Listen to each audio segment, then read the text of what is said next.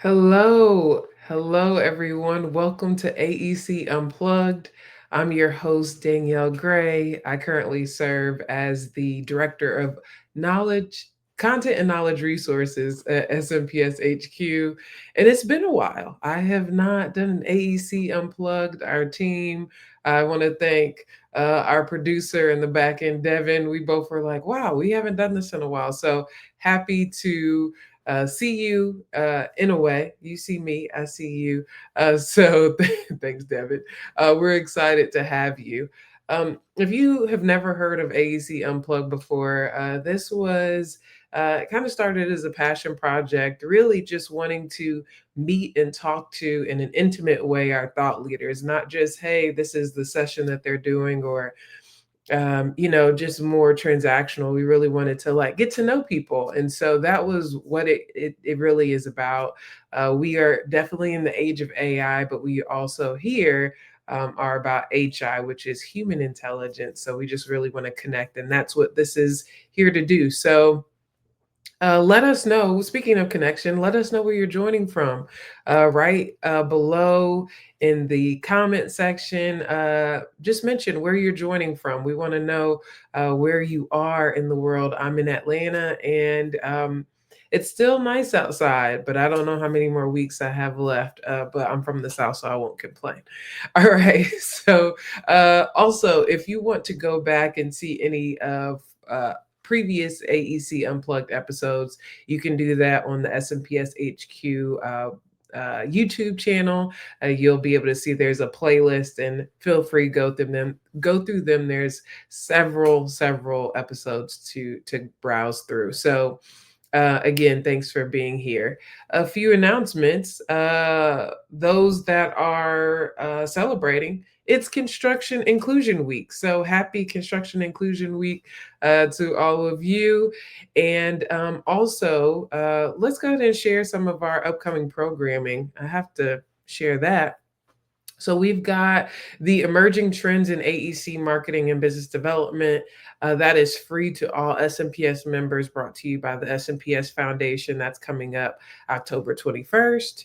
And then we have redefining our value proposition. This is also a learning lab available to all SMPS members. This should be really interesting. How learning and development and marketing drive growth and attract talent. So this is a real live case study. So that will be good. Again, free to all SMPS members. Oh, and let me see. I see some people joining in. We got Portland, we got New York, Arizona, Kansas City, Colorado, Florida, DC. Oh, look at that. What a welcome back. Thank you. All right, and then we have Wake Me When It's Over, why so many presentations suck and yours don't have to. I mean, the it speaks for itself. I'm excited to learn about some presentation skills. And then our next um session. This is a more learning lab. This is from insight to impact. We're going to talk about client experience. So, for those that have been seeing some of the pop ups that we have, these client experience series that are going to be hosted at some of our chapters. Be sure to join that. But if you are not able to do that, we do have this available to all SMPS members as well, brought to you by the SMPS Foundation on November 19th. All right. Also, oh, well, this is just SMPS Foundation. Make sure you pick up our latest reports.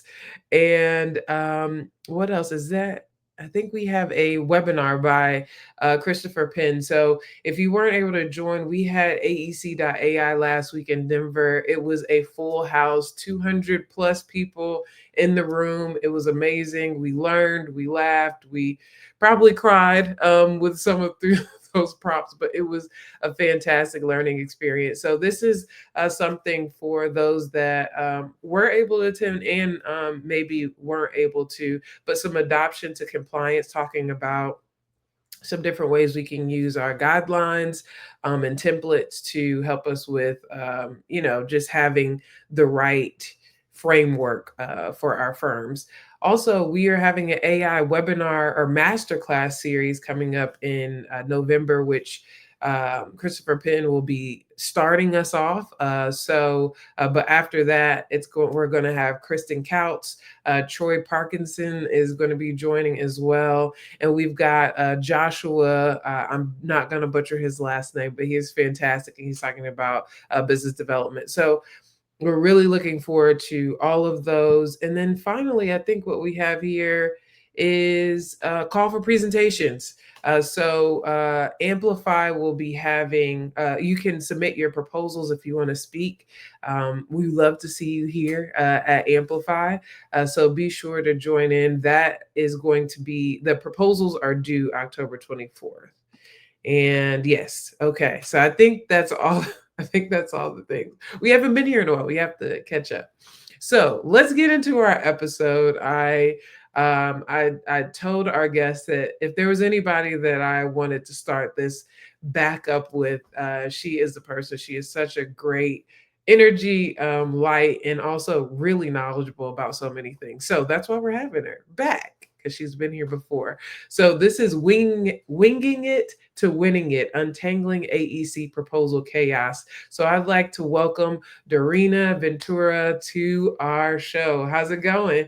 Hello, good. Thanks for Good. inviting me to your comeback. I said you're the person. You're the person. So this is good. I'm really excited to have you and talk about some interesting things. We were talking about Amplify AEC, which, for those that don't know, it's our biggest conference, annual conference of the year. A lot of moving parts. All during the summer, we're all working through it. But you were one of the speakers there, so I heard you conducted a survey. So let's start off there. Like, what did you learn? What did you find out during your speaking experience at Amplify? That's right. That was a fun one. It Yeah. was actually combined with a survey that we conducted last year, and I presented it there. And I was like, well, why not understand where we are at today and refresh that data right here and right now?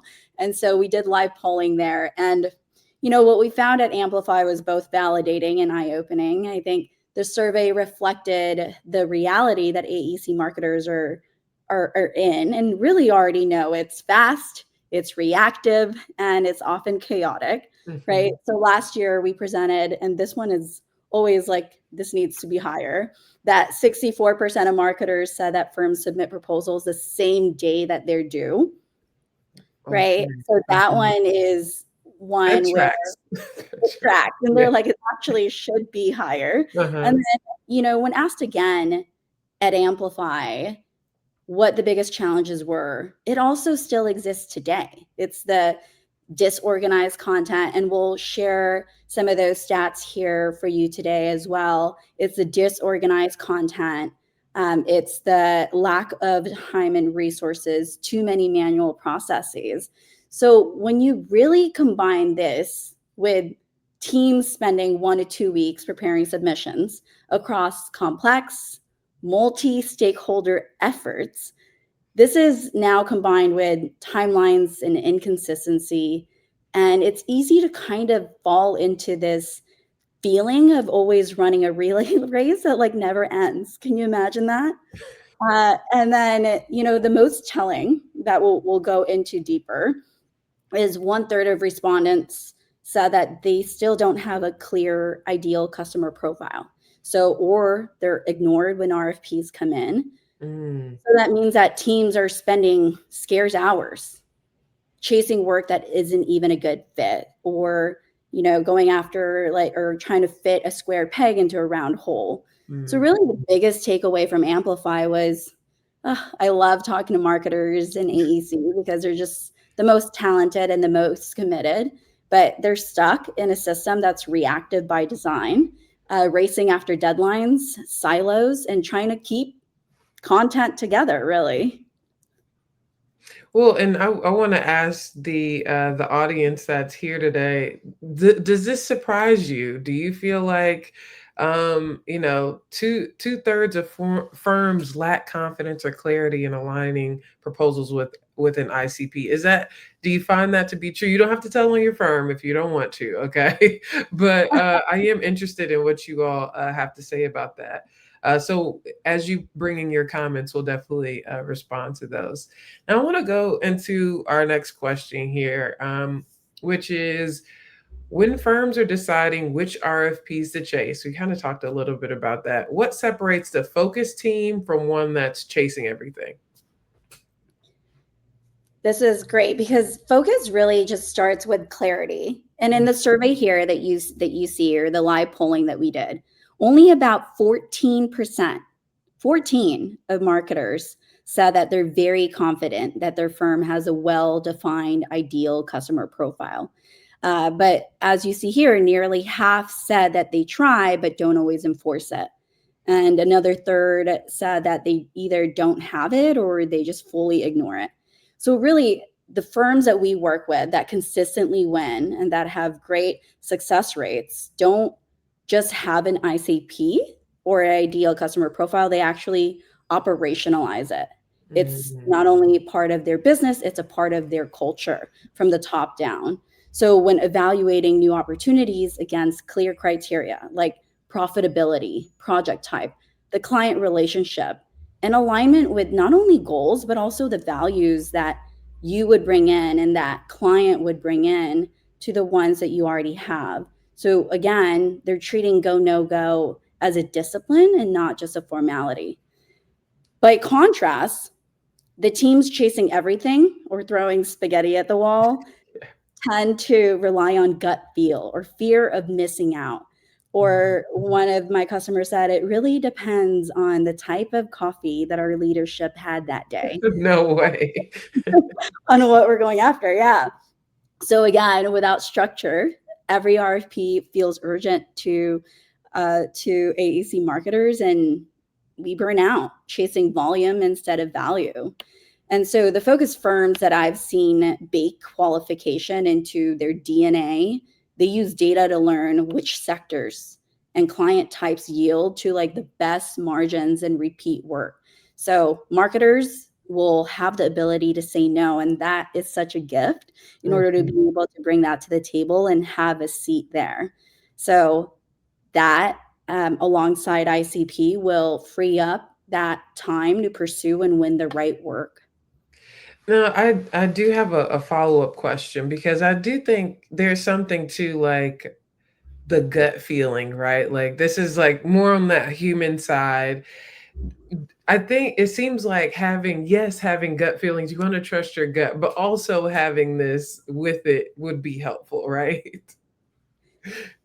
Yeah, totally. I mean, I think you got to combine that with your client relationships already. I mean, Hmm. if, when asked, and we did this actually live again at another event with SMPS, is if you were given more time besides just working on proposals, writing, looking for content, what would you do? And it's that. It's like, Mm. can we pre-position? Can we get to know our clients more to understand if this is the right thing to do or if this is the right partnership? No, that's so good, so good. So, I know marketers talk about content chaos. That's kind of what we're talking about today. The title suggests, right? So, in your experience, where does that chaos start? As marketers, and in my past, doing resumes, project sheets, and also obviously proposals being the big part. Um, what's you know, where do you see that chaos start? And then follow up, what's some simple fix? Like, what are some ways we can do some simple fixes that can help reduce that time and that chaos? Yeah. Well, chaos almost always starts in the same place. If Hmm. we go back to the first slide again, the biggest, one of the biggest challenges when it comes to proposal or development is disorganized content and not being able to understand where things live or Hmm. where the right content would be in order for them to use for their proposal now. So you're seeing that that is the biggest challenge, and it starts with unstructured content, followed closely by the lack of time and too many manual processes when someone's already chasing after something in the 1 to 2 week span. So all of this drives the scramble every time a new RFP drops. But it typically starts with content like resumes Mhm. and project sheets, assets that are constantly changing, Right. but are not being centralized. And then it cascades into past narratives, boilerplate text, and Mhm. image libraries. And so everyone is storing a version somewhere, but no one's confident that it's actually the right version. So it could live in your own folder, Danielle, and my own folder, or someone else's institutional knowledge, but we don't know what the right version actually is. And so, like, a fix for this is a shared source of truth, whether that's a digital asset management system like OpenAsset Mhm. or a well organized shared drive. With the goal is to eliminate what AEC marketers like to say, eliminate hunting and pecking altogether. So Nice. creating that one structured place for people, projects, proposal content, and then maintaining it as a live system, not a static archive. And this is the magic. It's not just about setting up that source of truth. It's actually being able to maintain it and reviewing it to make sure it's the latest and greatest and everyone has access to it. So you're unlocking that capability and that magic across the whole firm rather than it living in one folder.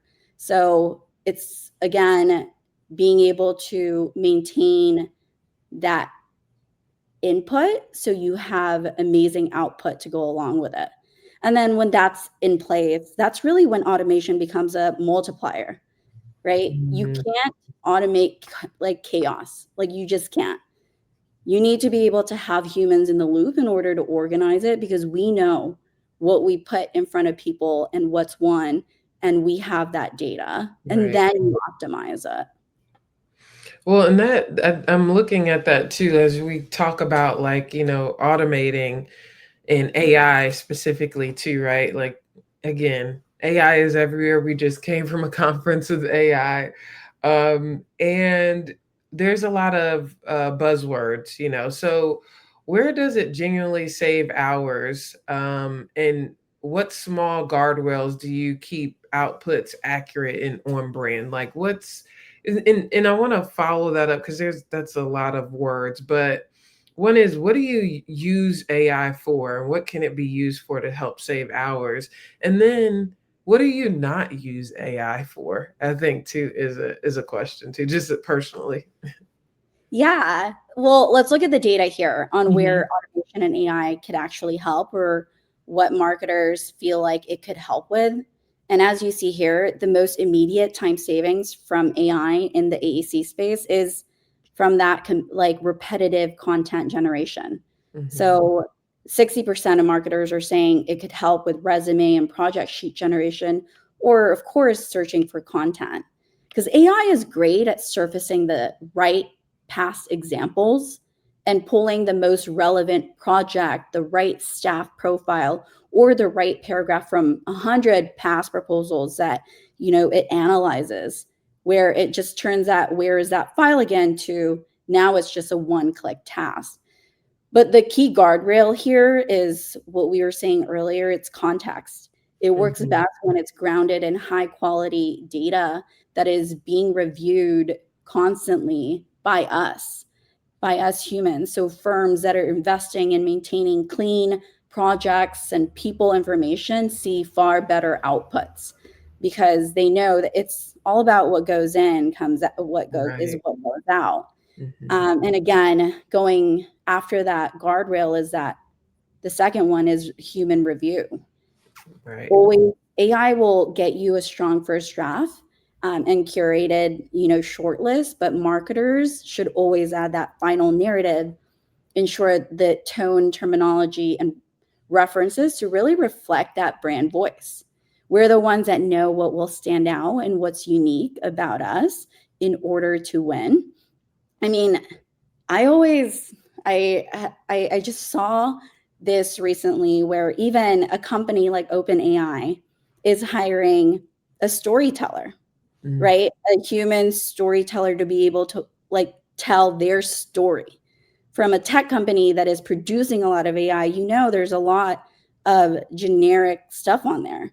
So even OpenAI knows that you need humans in the loop in order to stand out in now so many firms going after the same RFP. Right, right. And I've seen and heard this several times is like, knowledge is actually, we have a lot of it. We have so much data. There's so many ways that you can use it and grow it and all these different things. But the connection point is what makes a difference. And so, but you can't get to that point if you don't have your data in the right place. So it has to come at the same time. So I love that. I love the guardrails side of it. And this is just me personally. What do you We talked about this at the partner panel at AEC.ai, and I thought it was really interesting to hear, people within the AI space, like, okay, so what do you not use it for? Or what are your favorite uses? Like, I'd like to hear both of those. Like, what do you say, no, this is only human only, and then what do you do and use it for outside of that? Ooh, okay. So I love using AI for processes, for like Mm, being able to document things um, that that I think can benefit from being seen by the rest of the team in terms of, the documentation part of part one, part two, part B. So a lot of like internal stuff that other people could learn from. Also, a part of it is because I'm in my phase now where I'm about to go on mat leave. And so I'm trying to document everything as much as I can in right. order for people to have that information. So, what do I do when Dreena's not here? Mhm, Um, mhm. and a lot of it is the follow up. So I'm in a lot of meetings, let's say 6 to 8 or sometimes 10 a day. In order for a lot of projects to keep moving, you need to do a lot of actual follow up, follow through, and trying to understand where things are. So being able to synthesize a lot of the meetings and the meeting notes in order to have all of that ready and still communicate. I'm a fan of over communication. So, Mhm. dropping in pretty much every update that is there on what's next step, what are blockers, and where can we get from step A to step B is my thing. One that I do not use AI for is the personal outreach that I have. I want Mhm. that to stay true and authentic to my relationship with that person. So if it's a one-to-one or it's, the client building relationship thing that I have, like I want that to stay true to what I know about them and what's happened between us, Right. and what we've talked about in the past. I love that. I love that. So, look, of course, such good conversation is bringing about questions. So, Devin, I know there's a couple of questions. If we could pull them up on screen, let's start with them. Okay. All right. Do you have advice on how to keep content clean and accurate? We often tailor our project descriptions to relate to the project at hand, so we end up with a bunch of alternative versions, and they're just all different enough that I don't want to lose any of them. I totally get this. But it definitely adds to the ocean of content for us to sift through. So, what are your thoughts on that, Drina? Ooh, that's a lot. I think Yeah. there's there's a lot to do in terms of making sure that you're keeping it like you're keeping it clean and accurate. A lot of the best practices that I've seen from our own customers would be to have that kind of dedicated time on your calendar, block time in order for you to actually go through content. So your block time is actually a workshop in order for you to actually go into the data system that you have in order to make sure that it's clean and accurate. Or some people like to a lot of our clients will pull in everyone. So everyone is trying to keep it organized. There's not just one person, it's everyone. And maybe they call it a pizza party every Friday and they get pizza and that's what they're trying to do. But you're dedicating time. And then it's not just a thing that you do ad hoc, it's something that is proactive and it's something that you're actually doing in a cadence Awesome. Thank you. Thank you, Stephen, for your question. Thanks. I think, is that the only we have more. I have more questions. Okay. So this other question I have is if a team feels like they're sort of following a process, this might actually be really related. Okay. But not consistently, what are three checkpoints would you lock in over the next 30 days to move from our winging it to winning it?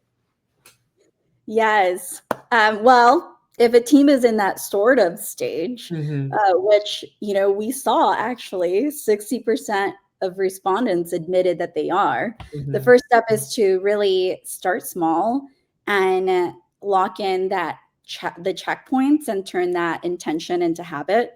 So, first, document your go no go criteria and apply it to every opportunity for the first 90 days. Make it visible, talk to everyone about it, and even if you chase some long shots, that's totally fine. But you're at least building that discipline around evaluating fit before your team investing time.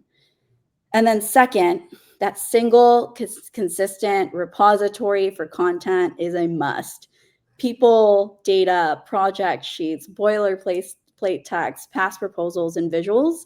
Set ownership in that. I think I was just answering Stephen's question, but it could be one person. Sometimes our clients have one person that maintains everything. Sometimes it's all, but whatever works for your firm, as long as you're making sure that you're reviewing it and it's a task and not just a nice to have, whatever cadence works for you, that becomes transformational in order to make sure that you're always putting your best work in front of the rest of the team and you're unlocking that for everyone. And then third is always have that proposal management plan. That's something that we've tried to build into our systems and our products here for every proposal, and including the objectives, the team members, timeline, differentiators. This sets expectations and it really makes collaboration a lot more proactive and not reactive. I think my theme here has been, Danielle, has been, and we turn everything into being more proactive rather than reactive. Yes. Yes, absolutely. I think everybody would agree. That's so great. Looks like we have another question. Let's bring it up. All right, so best practices for proposal closeout process, question mark, updating resumes, managing resumes per market. I find resumes can become a lengthy cut and paste document. Thank you, Justin. What are your thoughts on some best practices for proposal closeout? Oh, well, this one is one that has been a challenge for a lot of marketers just because some proposals or some projects last for years, right? And you're like, by the Mhm. time you get Right. to it, it's like, oh, it's there. And it's really being able to update that exact RFP that you're working with the proposal that you submitted, as well as having the system or the data that you are organizing understand, did you win this, did you lose it, why or why not, and being able to actually analyze why. So again, the more data you have and understanding that actual proposal, and sometimes we'll go into, a lot of our clients will do client interviews on why they won. I We do the same on the SaaS side, right? It's like, I want to understand, like, what made you say yes to us versus a competitor. And Mhm. so understanding that would be helpful. Thank you so much, Justin, for your question. And again, this is our just the beginning. So I know that Dhoreena is open to your questions, and the Open Asset team is more than happy to talk through all of this. And also, if there's some thoughts that you have for webinars, we want to bring that to you. 2026 is around the corner. Can you believe we're midway through October, which is nuts. But we're looking for that. So if you have any ideas, please comment below if you have some ideas that we can bring into webinar, something more that you would like to talk about. So with that, we're just about to close here. We don't take a lot of time here at AEC Unplugged. Are there any final thoughts that you'd like to share? before we close this episode? Yeah, I think we talked about this in our prep, but one of the things when we're talking about everything that we just talked about, from the challenges to ICP and how to keep the teams engaged, I know one of the most challenging thing is keeping technical staff engaged. And I also work in the capacity where I'm always having to align to so many stakeholders. But the goal there and the secret sauce here is to always tie their involvement to outcomes that they care about, right? Because what we care about is something different, and what they care about is reducing that back and forth revision, or again showing their expertise accurately, but understand where they're coming from as well, in order to create more of a strategic partnership with a tech team, rather than seeing it as paperwork and a to-do. So Right. instead, they see you as a platform for their own success. I love that. So taking it away from being more transactional to more strategic, which will hopefully get us to proactive. That's really what we want to do. So thank you so much. It is always a pleasure, Dhoreena, to have you here. So with that, thank you so much for joining us. Thank you. Thank you, SMPS. Have a great day. Thanks. So, look, we just came back, winging it to winning it, untangling AEC proposal chaos. I really enjoyed this discussion.